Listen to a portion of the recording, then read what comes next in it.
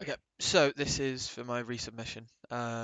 Future progressions. I want to go over my um, research list and the sources that I used. Um, so I've already shown this to Rob. This is the extension though that I want to go over.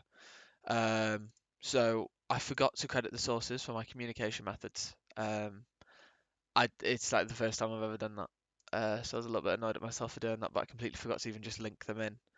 Um, so I went through and I found a new source for communication methods.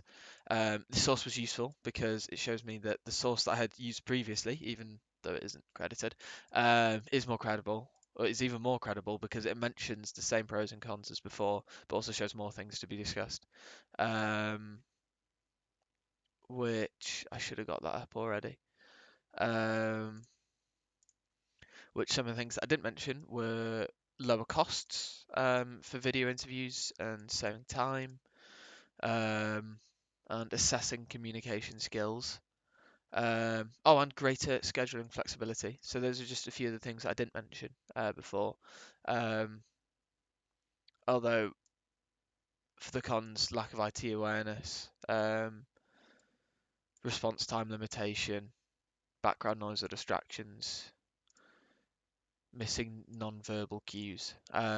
So there was a few things that I missed out from not having this source earlier, but this source does actually show that it was what I did put was quite credible, and this source has definitely helped me as well.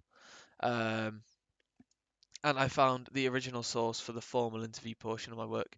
This source was useful because it outlined the potential issues I could face if doing a formal interview, and has allowed me to mentally prepare for that scenario.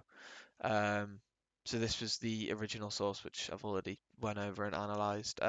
There's also more things here that I didn't go over.